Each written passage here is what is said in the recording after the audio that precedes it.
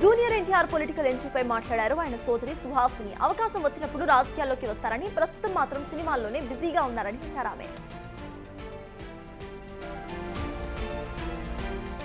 Suhasini comments తో junior NTR political entry ఉంటుంది అనే దానిపై ఆసక్తికర చర్చ జరుగుతోంది. ఆయన ఎంట్రీ కోసం ఫ్యాన్స్ ఆశగా ఎదురు చూస్తున్నారు. రాజకీయాల్లోకి గనక వస్తే తెలంగాణలోనా లేక ఏపీలోనా అనే దానిపై చర్చ జరుగుతోంది. ఏ పార్టీలో ఎలా ఎంట్రీ ఉంటుంది అనే దానిపై కూడా హాట్ డిస్కషన్ నడుస్తోంది.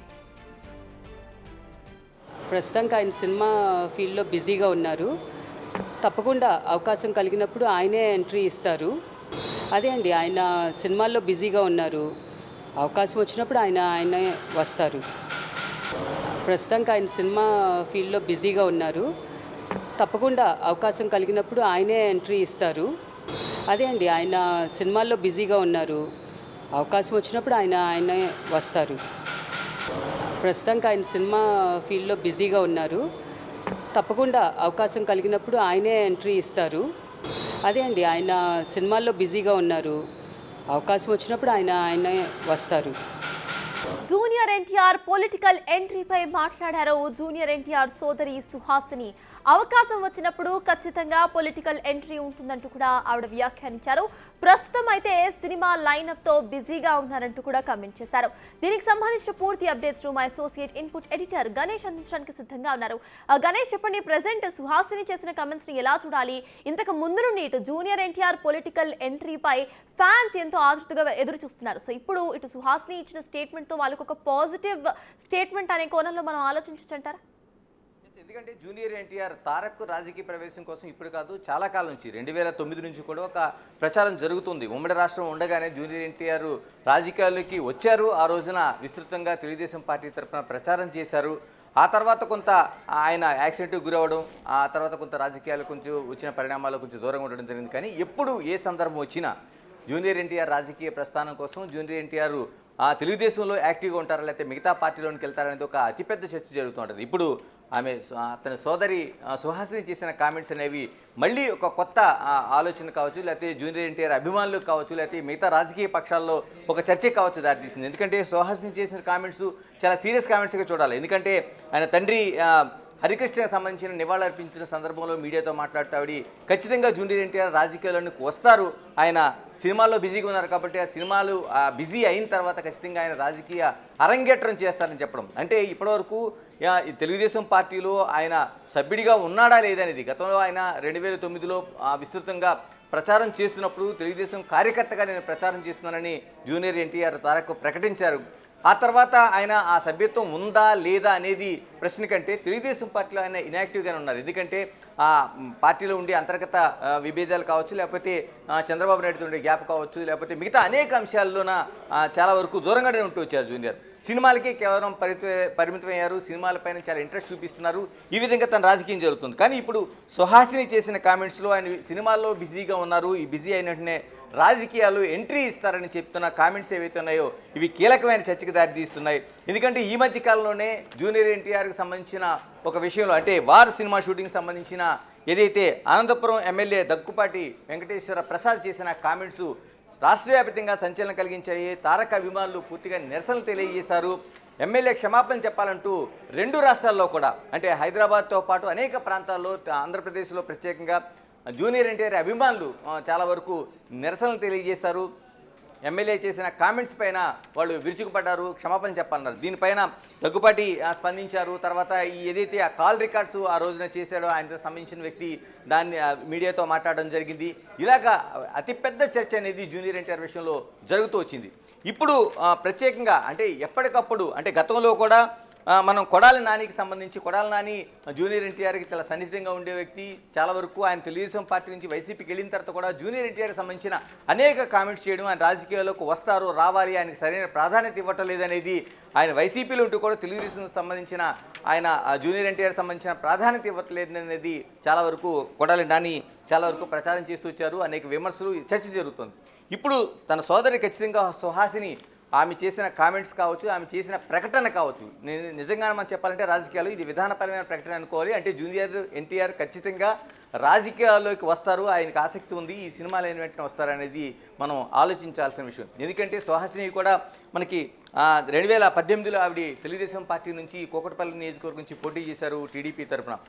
ఆవిడ టీడీపీలో ఇప్పటికీ యాక్టివ్ మెంబర్గా కొనసాగుతున్నారు ఉంది కాబట్టి నిజంగానే తెలుగుదేశంలో ఆయన వచ్చే అవకాశం ఉందా? ఎందుకంటే ఆవిడ తెలుగుదేశం పార్టీ సభ్యురాలుగానే కొనసాగుతున్నారు, తెలుగుదేశం కార్యక్రమాల్లో చాలా వరకు పాల్గొంటున్నారు, ఈ మధ్య కాలంలో అనేక కార్యక్రమాల్లో పాల్గొన్నారు. అంటే 2018లో ఓటమి చెందిన తర్వాత కూడా ఆమె అడపాదడప కార్యక్రమాల్లో పాల్గొంటున్నారు, తెలుగుదేశం సభ్యురాలుగానే ఉన్నారు. ఎందుకంటే ఆవిడ ఇతర పార్టీలతో ఎక్కడ సంబంధాలు లేవు, ఆమె తెలుగుదేశం సభ్యురాలుగానే కొనసాగుతూ వస్తున్నారు.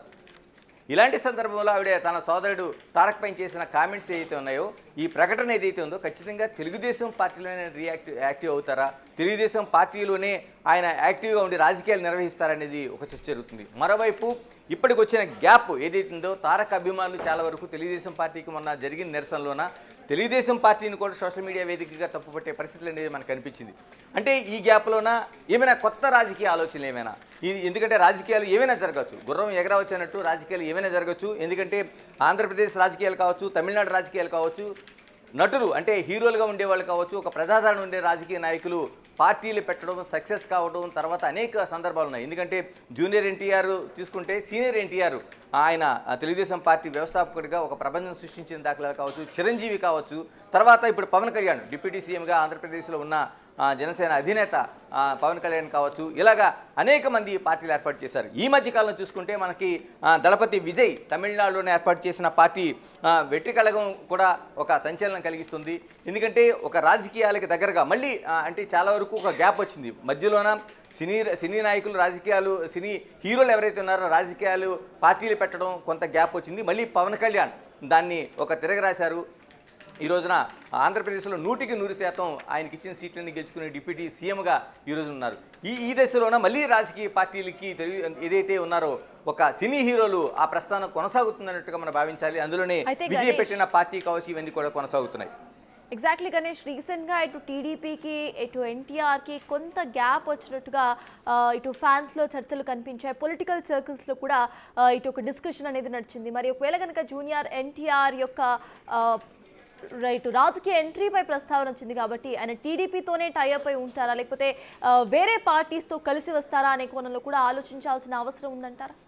ఎస్, ఖచ్చితంగా. ఎందుకంటే జూనియర్ ఎన్టీఆర్కి సంబంధించి చాలా వరకు అంటే ఈ మధ్య కాలంలో వచ్చిన గ్యాప్ చిన్న గ్యాప్ కాదు, తెలుగుదేశం పార్టీతో అతిపెద్ద గ్యాప్ అని చెప్పాలి. ఎందుకంటే ఆయన 2009లో ఒక యాక్టివ్ కార్యకర్తగా 2 రాష్ట్రాల్లో కూడా పర్యటించిన సందర్భం ఉంది. ఖమ్మం నుంచి ఆయన తిరిగి హైదరాబాద్ వస్తున్న సందర్భంలో, అంటే ఉగాదికి ముందు రోజు వస్తున్న సందర్భంలో ఆయనకి జరిగిన ఒక యాక్సిడెంట్లో తీవ్రంగా గాయపడ్డారు, ప్రాణాలతో బయటపడ్డారు. ఆ తర్వాత కూడా ఆయన ఆ బెడ్పై నుంచి తన తెలుగుదేశం కార్యకర్తగా ప్రచారం చేశాను, తనకు పునర్జన్మ ఇది, నేను ఇంటికి వస్తున్నాను. ఆ రోజు నల్గొండలో జరిగిన ప్రమాదం తర్వాత కూడా ఆయన ఒక యాక్టివ్ కార్యకర్తగా ఉన్నారు. కానీ ఆ తర్వాత రాజకీయ పరిణామాలు రాను అంటే తెలుగుదేశం పార్టీ ఇప్పుడు అధికారం వచ్చిన సందర్భంలో కూడా ఎక్కడ కూడా జూనియర్ ఎన్టీఆర్ ప్రచారం కావచ్చు, ఆయన ప్రస్తావన కావచ్చు, ఆయన పేరు కావచ్చు, అంటే కడపలో జరిగిన మహానాడులో కూడా జూనియర్ ఎన్టీఆర్ పేరు ఎక్కడ కూడా ప్రస్తావన లేకుండా ఆ సభలు జరిగినాయి. అంటే దీన్ని బట్టి ఆ పార్టీతో చాలా అతిపెద్ద అగాధం అనేది ఉంది. ఆ పార్టీతో ఎటువంటి సంబంధాలు లేకుండా, కీలకమైన నేతలతోనే కాదు ఆ పార్టీతోనే సంబంధాలు లేకుండా ఉన్నట్లుగా మనకు స్పష్టంగా కనిపిస్తుంది.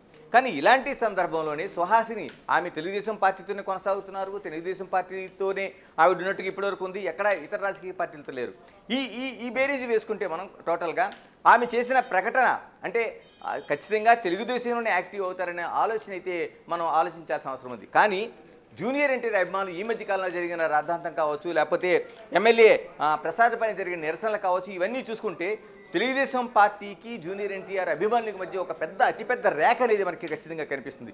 దీన్ని ఆలోచన చేస్తే నిజంగానే జూనియర్ ఎన్టీఆర్ తెలుగుదేశం పార్టీలోనే ఉంటారా, యాక్టివ్ అవుతారా, లేకపోతే ఇతర పార్టీలకి వెళ్ళే అవకాశం ఉందా, ఇది కూడా ఆలోచించాల్సిన అవసరం. ఎందుకంటే ఆయన మేనత్త పురంధేశ్వరి బీజేపీలో యాక్టివ్గా ఉన్నారు, మొన్నటి వరకు రాష్ట్ర అధ్యక్షుడిగా చేశారు. ఇవన్నీ ఉన్నాయి కాబట్టి ఇతర పార్టీ ఆలోచనలు ఏమైనా ఉన్నాయనేది కూడా మనం ఆలోచించాల్సిన అవసరం ఉంది. Exactly Ganesh, please be on hold. ఒకసారి సుహాసిని ఏమన్నారో మళ్ళీ ఒకసారి చూద్దాం. ఆయన సినిమా ఫీల్డ్లో బిజీగా ఉన్నారు, తప్పకుండా అవకాశం కలిగినప్పుడు ఆయనే ఎంట్రీ ఇస్తారు. అదే అండి, ఆయన సినిమాల్లో బిజీగా ఉన్నారు, అవకాశం వచ్చినప్పుడు ఆయనే వస్తారు. ప్రస్తుతానికి ఆయన సినిమా ఫీల్డ్లో బిజీగా ఉన్నారు, తప్పకుండా అవకాశం కలిగినప్పుడు ఆయనే ఎంట్రీ ఇస్తారు. అదే అండి, ఆయన సినిమాల్లో బిజీగా ఉన్నారు. అవకాశం వచ్చినప్పుడు ఆయనే వస్తారు. ప్రస్తుతానికి ఆయన బ్యాక్ టు యూ గణేష్. ప్రస్తుతానికి సినిమాల్లో బిజీగా ఉన్నారు, అవకాశం ఎప్పుడు వచ్చినా కూడా ఖచ్చితంగా ఇటు పొలిటికల్ ఎంట్రీ అనేది ఉంటుంది అంటూ కూడా ఆవిడ కమెంట్ చేశారు. అట్ ద సేమ్ టైం అంతకు ముందు పొలిటికల్ సినారియో, ఇప్పుడు పొలిటికల్ సినారియో కంప్లీట్గా డిఫరెంట్గా కనిపిస్తోంది. ఇప్పుడు 2 రాష్ట్రాలు ఉన్నాయి, ఏపీ తెలంగాణ. సో ఏపీ నుండి ఆయన ప్రాతినిధ్యం వహిస్తారా, తెలంగాణ నుండి ఆయన ప్రాతినిధ్యం వహిస్తారా అనేది కూడా పొలిటికల్ సర్కిల్స్లో, ఫ్యాన్స్లో మేజర్గా చర్చకు వచ్చే విషయం. సో దాని గురించి అంటే ఎలా ఆలోచించాలంటారు? ఆయన తెలంగాణలో వస్తారా రాజకీయ ఎంట్రీ, ఆర్ఎల్స్ ఏపీలో వస్తారా? సుహాసిని కామెంట్స్ మనం చూస్తే ముందుగా ఆయన సినిమాల్లో బిజీగా ఉన్నారు, రాజకీయాల్లోకి ఖచ్చితంగా వస్తారు అనేది. కానీ ఏ పార్టీ ఏమిటి అనేది చాలా ఇతిమిద్దంగా ఆవిడ మాటలు చెప్పడం జరిగింది. మీరు అన్నట్లు తెలంగాణ, ఆంధ్రప్రదేశ్ రాజకీయాల ఈ రెండిట్లో ఏది ఎంచుకుంటారనేది కూడా నిజంగానే కీలకమైన చర్చ. ఎందుకంటే జూనియర్ ఎన్టీఆర్కి 2 రాష్ట్రాల్లో కూడా, 2 రాష్ట్రాలను కదా, వారి సినిమా తర్వాత ఆయన చాలా వరకు ఇతర రాష్ట్రాల్లో కూడా ఆయన సినిమాలు డబ్బింగ్ అయిన సందర్భాలు ఉన్నాయి, కలెక్షన్స్ కొల్లగొట్టిన సందర్భాలు ఇవన్నీ ఉన్నాయి. కాబట్టి ఆయన ప్రత్యేకంగా తెలుగు రాష్ట్రాలపైన కేంద్రీకరించే అవకాశం ఉంది, ప్రధానంగా ఆంధ్రప్రదేశ్లోనే. ఎందుకంటే ఆయన క్యూ హోల్ అంతా అక్కడే ఉంది. కాబట్టి ఆయన తన తాతగారు రాజకీయాలు చేశారు అక్కడే, చాలా వరకు తండ్రి రాజకీయాలు చేశారు. కానీ ఇప్పుడు ఆయన ఉన్నది బేస్ అంతా కూడా హైదరాబాద్ బేస్లోనే చేశారు. గతంలోన ఏదైతే ఇప్పుడు ప్రకటన చేసిన సుహాసిని కూడా కూకట్పల్లి నియోజకవర్గం నుంచి 2018లో ఇక్కడ నుంచి పోటీ చేశారు, అంటే టీడీపీ తరఫున. అంటే ఇవన్నీ అంటే రాష్ట్ర విభజన తర్వాత కూడా ఆవిడ తెలుగుదేశం పార్టీ తరఫున ఇక్కడ టీటీడీపీగా ఆవిడ పోటీ చేయడం జరిగింది 2018లో. ఇవన్నీ చూసిన తర్వాత నిజంగానే ఒక అతిపెద్ద చర్చ జరగాల్సిన అంశంగా కనిపిస్తుంది మనకి ఇది. ఎందుకంటే ఆయన ఆంధ్రప్రదేశ్ రాజకీయాల వైపే ఎక్కువ మొగ్గు చూపే అవకాశం ఉంది. కానీ నిజంగానే అక్కడ అంత హోల్డ్ ఉందా, లేదంటే ఆయన అదే పేరుతో, ఎందుకంటే తెలంగాణలో తెలుగుదేశం పార్టీకి చాలా వరకు కార్యకర్తలు ఉన్నారు కానీ నాయకులు లేని ఒక లోటైతే కనిపిస్తుంది. ఎందుకంటే ఇది అనేక సందర్భాల్లో మనకి చర్చ జరిగింది. తెలుగుదేశం పార్టీ కూడా ఈ మధ్య కాలంలో చేసిన ప్రకటన కావచ్చు, లేకపోతే మొన్న కడపలో జరిగిన మహాసభలో కావచ్చు, తెలుగుదేశం పార్టీ ఖచ్చితంగా తెలంగాణలోనే మళ్ళీ ఆ పునర్జీవం పొందాలనేది చాలామంది నాయకులు చెప్పారు. ఎందుకంటే ఇక్కడ క్యాడర్ ఉంది, దాదాపు అన్ని జిల్లాల్లో కూడా క్యాడర్ ఉంది. ఈ రోజున చాలా వరకు రాజకీయాల్లో ప్రధానమైన రాజకీయ పార్టీల్లో నడుస్తున్న వాళ్ళందరూ కూడా ఒకప్పుడు తెలుగుదేశంలోన కార్యకర్తలుగాను నాయకులుగాను ఉండే సందర్భాలు వాళ్ళు కొనసాగారు కూడా. ఇప్పుడు అంటే అటు బీఆర్ఎస్ కావచ్చు, కాంగ్రెస్ కావచ్చు, బీజేపీ కావచ్చు, చాలామంది ఉన్నారు. అలాంటి దాంట్లో ఇప్పుడు తెలుగుదేశం పార్టీ కీలకంగా మొన్న మహానాడులో జరిగిన సందర్భంలో ఖచ్చితంగా తెలంగాణలోన ఒక మళ్ళీ తెలుగుదేశం పార్టీ పునర్జీవం పొందాలనేది ఆ వేదిక పైన ఒక ప్రధానమైన తీర్మానం చేశారు. ఈ తీర్మానాన్ని అనుసరిస్తే ఖచ్చితంగా జూనియర్ ఎన్టీఆర్ లాంటి నాయకుడు తెలంగాణ రాష్ట్రానికి అవసరం. వాళ్ళకి నిజంగా అది అయితే పార్టీలో ఇప్పటివరకు ఉన్న విభేదాలు సఖ్యత ఏర్పడడంతో పాటు అటు తెలంగాణలో కూడా తెలుగుదేశం పార్టీకి మరొక హోల్డ్, అంటే ఒక కీలకమైన నాయకుడు వచ్చే అవకాశం ఉంది. ఎందుకంటే జూనియర్ ఎన్టీఆర్కి ఇక్కడ ఇదే హోల్డ్ మీద ఆయన ఉన్నారు, హైదరాబాద్లో ఉంటున్నారు. తెలంగాణలో కూడా ఆయనకి అనేక మంది, వేలాది మంది అభిమానులు ఉన్నారు. ఆ పార్టీని హోల్డ్ చేసే నాయకుడు ఎవరని తెలుగుదేశం ఆలోచించినప్పుడు ఖచ్చితంగా జూనియర్ ఎన్టీఆర్ వాళ్ళకి ప్లస్ పాయింట్, ఒక నెంబర్ 1 స్థానంలో ఆయన ఇక్కడ ఉంటారు. నిజంగా తెలుగుదేశం పార్టీ ఆ విధంగా ఆలోచన చేస్తే 2 రాష్ట్రాల్లో, అంటే ఏదైతే కడపలో జరిగిన తీర్మానం ఏదైతుందో దాని ఇంప్లిమెంటేషన్లో భాగంగా అనుకుంటే మాత్రం జూనియర్ ఎన్టీఆర్ ఖచ్చితంగా తెలంగాణ గడ్డపై నుంచి ఆయన నాయకుడిగా హోల్డ్ చేస్తాడు. ఇక్కడ నుంచి ఆ రాజకీయ అరంగేట్రం, అంటే మరోసారి పునరుద్భవం కావచ్చు, లేకపోతే ఇక్కడ నుంచే హోల్డ్ చేసి ఆ పార్టీని దిశానిర్దేశం చేసే అవకాశాలు అయితే ఖచ్చితంగా కనిపిస్తున్నాయి. ఎగ్జాక్ట్లీ గణేష్, ఫ్యూచర్ గురించి మాట్లాడుకుంటున్నాం కాబట్టి ప్రెసెంట్ మనం ఒకసారి స్టికింగ్ టు ద ఫ్యాక్ట్స్, ఇప్పుడు ప్రెసెంట్ తెలంగాణ పొలిటికల్ పార్టీస్ గురించి మాట్లాడుకుంటే ఇందాక మీరు చెప్పినట్టు టీడీపీలో సరైన క్యాడర్ ఉన్నా వాళ్ళని రిప్రజెంట్ చేసే నాయకుడు లేరు అన్న సంగతి ఇక్కడ అందరికీ తెలుసు. సో ఎన్టీఆర్ గనక ఇక్కడ నుండి ఎంట్రీ ఇస్తే that be a major plus point for TDP అని అనుకోవచ్చు. అంటే మేజర్ పార్టీస్లో ఇప్పుడు వినిపిస్తున్న పేర్లలో తెలంగాణలో టీడీపీ పార్టీ లేదు. సో నెక్స్ట్ టీడీపీ పార్టీ వచ్చే అవకాశం ఉందనుకోవాలా? అంటే ఇప్పటికిప్పుడు పార్టీ అంటే ఇంత ఒక కాంగ్రెస్ వర్సెస్ కాంగ్రెస్ ప్రధానంగా లీడ్ చేస్తుంది, రాష్ట్రంలో అధికారంలో ఉంది. మరోవైపు బీఆర్ఎస్, బీజేపీ, ఈ 3 త్రిముఖ పోటీగా జరుగుతున్న ఆ సందర్భంలోన ఇప్పుడు నిజంగా తెలుగుదేశం వచ్చి నెక్స్ట్ ఎన్నికల్లో అధికారం చేపడుతుంది అనేది మనం నిజంగానే రాజకీయాల్లో అతిపెద్ద ఆలోచన కానీ అతిపెద్ద ఒక మార్పు కానీ చూడాలి. కానీ అంత అవకాశం ఉంటుందని చెప్పలేం. కానీ తెలుగుదేశం పార్టీ పూర్తిగా తెలంగాణలో జీరో అయిపోయింది. ఎందుకంటే ఇక్కడ రాష్ట్ర కార్యాలయం హైదరాబాదులో ఉంది తప్పించి ఎన్టీఆర్ భవనం ఇక్కడ నిజంగానే కార్యకర్తలు ఉన్నా ఇక్కడ రాని పరిస్థితి, నాయకులు వచ్చి ఒక గెస్ట్ హౌస్గా ఉపయోగించుకుంటున్న పరిస్థితి మాత్రమే మనకు కనిపిస్తూ ఉంటుంది. ఎందుకంటే ఎన్టీఆర్ భవన్ అనేది అంటే ఉమ్మడి రాష్ట్రంలో ఒక కీలకంగా నడిపించిన ఒక కార్యాలయం. అలాంటి కార్యాలయం ఈ రోజున కేవలం అక్కడ వచ్చి ముఖ్య నాయకులు వచ్చి చిన్న చిన్న సభలు సమావేశాలు ఏర్పాటు చేసుకోవడం తప్ప మిగతా దేనికి లేదు. ఒకప్పుడు రాజకీయాలకు చక్రం తిప్పిన పార్టీ ఇక్కడి నుంచి టికెట్ల పంపిణీ ఉమ్మడి రాష్ట్రంలోన అంటే రాష్ట్ర విభజన తర్వాత కూడా ఆ స్థాయిలో చేయగలిగిన ఆ కార్యాలయం ఈ రోజున చూస్తే అదంతా వెలవెలిపోతుంది. అలాంటిది ఈ రోజున కార్యకర్తలు చాలా వరకు తెలంగాణ రాష్ట్ర వ్యాప్తంగా చాలామంది తెలుగుదేశం కేడర్ ఉందనేది వాళ్ళు చెప్తున్న మాటే కాదు, చాలా వరకు మనకు కనిపిస్తున్న సందర్భాలు. ఎందుకంటే ఆ పార్టీ హోల్డర్ కీ రోల్లో లేదు కాబట్టి, దాన్ని నడిపించే నాయకులు లేడు కాబట్టి చాలామంది ఇతర పార్టీల్లో ఉండటం, లేకపోతే వాళ్ళ నాయకులు కూడా ఇతర పార్టీలు వెళ్ళిపోవడం అనేక సందర్భాలు ఉన్నాయి. కానీ నిజంగానే అది కానీ జరిగితే జూనియర్ ఎన్టీఆర్ఏ వాళ్ళకి అక్కడ కానీ ఆ నాయకుడిగా వాళ్ళు అనుకోగలిగితే, నిజంగా జూనియర్ ఎన్టీఆర్ దానికి యాక్సెప్ట్ చేయగలిగితే, ఇప్పుడు ఈ రోజు సుహాసిని చెప్పిన మాటలు సినిమాలు బిజీ అయిపోయిన వెంటనే రాజకీయాల్లోకి వస్తారనేది అది తెలంగాణ బేస్డ్ అయితే మాత్రం తెలుగుదేశం పార్టీ ఉన్న పార్టీలతో మళ్ళీ ప్రధానంగా పోటీపడే ఒక ప్రధానమైన పార్టీగా మనం చూడాల్సిన అవసరం ఉంటుంది. Ganesh, finally according to your analysis, present ఎన్టీఆర్ని మనం చూస్తే ఆయన బిజీగా ఉన్నారు మూవీస్తో, అండ్ ఆయనకు ఒక ఫ్యాన్ బేస్ కూడా ఎక్కువగా కనిపిస్తోంది పాన్ ఇండియా వైడ్. సో ఆయన ఇటువంటి పీక్ స్టేజ్లో పొలిటికల్ ఎంట్రీ ఇచ్చే అవకాశం ఉందనుకోవాలా? మీ అనాలిసిస్ ఏంటి?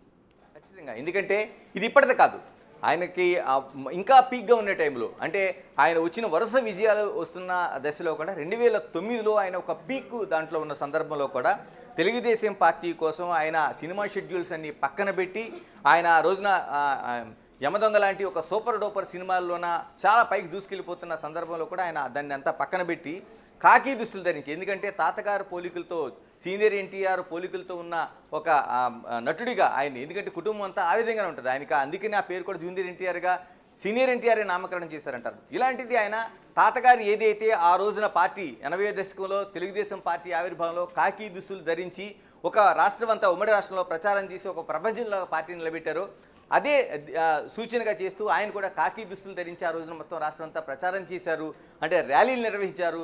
ఇన్ని చేస్తున్న సందర్భంలో నేను అంతకుముందు చెప్పినట్టు 2009లో జరిగిన యాక్సిడెంట్లో ఖమ్మం నుంచి చూస్తూ తిరిగి వస్తుండగా నల్గొండ జరిగిన యాక్సిడెంట్లో ఆయన గాయపడడం, ఆ తర్వాత కొంత దూరం కావడం ఇలా జరిగింది. అంటే జూనియర్ ఎన్టీఆర్కి 2009లోనే, అంటే మనం దాదాపుగా ఎంత ముందు, అంటే రాష్ట్ర విభజనకు ముందే ఆయనకు ఆలోచన ఉంది, రాజకీయాల్లోకి వచ్చే అవకాశం ఉందనేది ఆ రోజున ఉంటే ఆయన అభిప్రాయం స్పష్టమైంది.